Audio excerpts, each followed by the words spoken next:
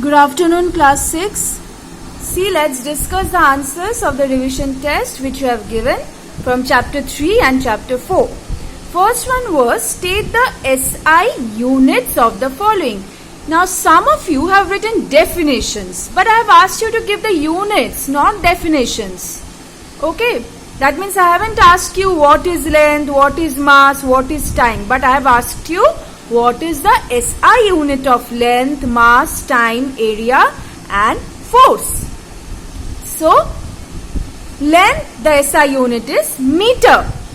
When you are writing meter, it's M in small letter, not capital. Okay? This is the way we write the units.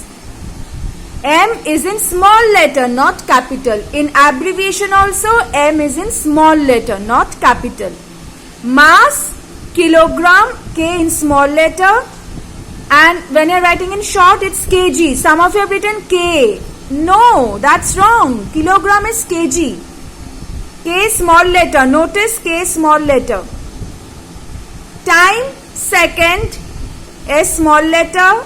In short, S small letter. Area, either you can write in full square meter, not meter square, square meter, or like this in short. Again, M small letter, not capital. Okay.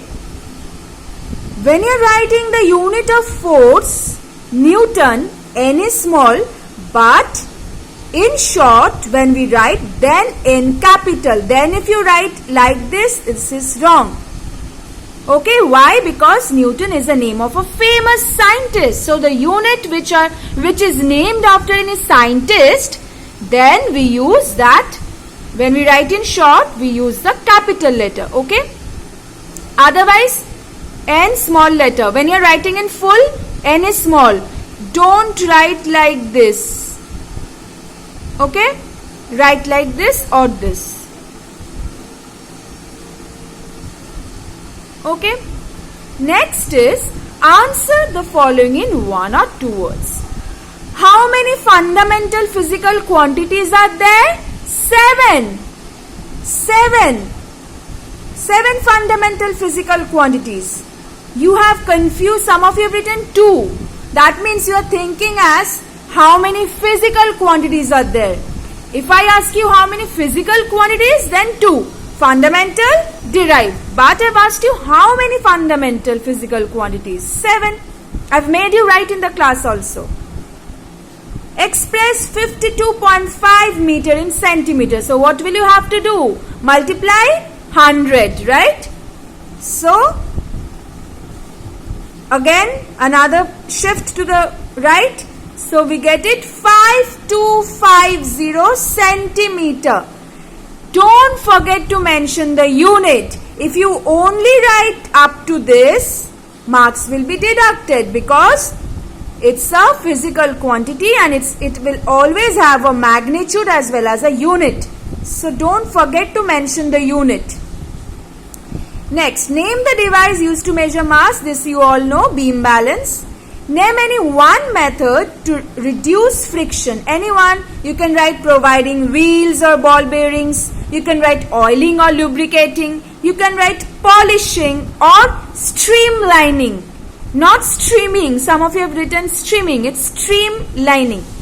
I have asked you that you can only just remember the names. Don't have to remember the details. So like this you can get objectives from this portion. Okay. Next, if we apply force on a body, its mass changes or remains same. Which one? Obviously remains same. On applying force on a body, mass will not change because it is a quantity of matter in a body. So, it is constant, always remains same. Next, identify the type of force in the following.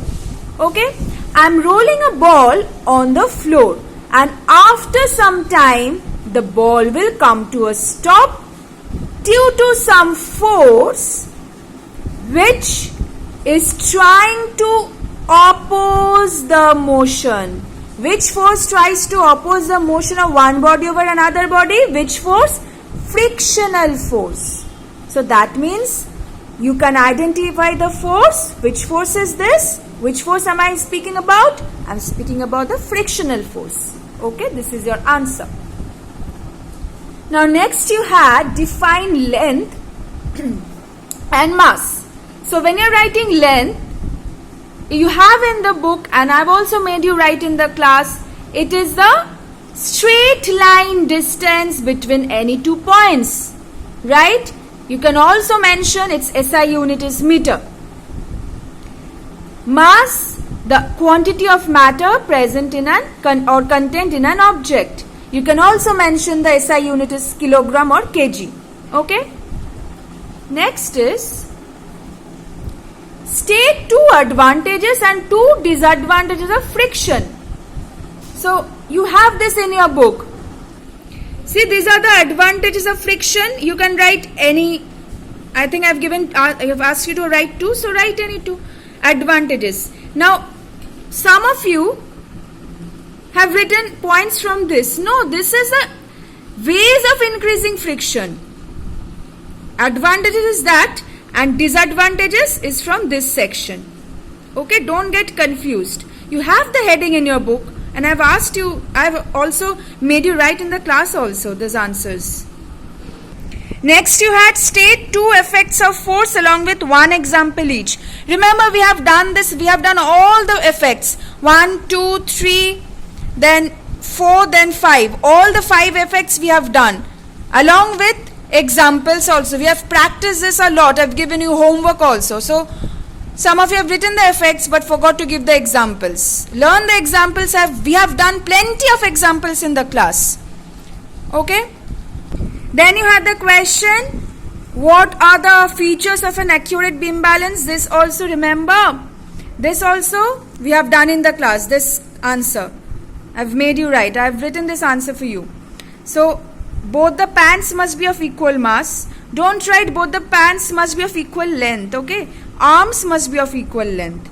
And pants must be suspended with strings of equal length and mass. And when the pants are empty, the beam should be horizontal and the pointer vertical.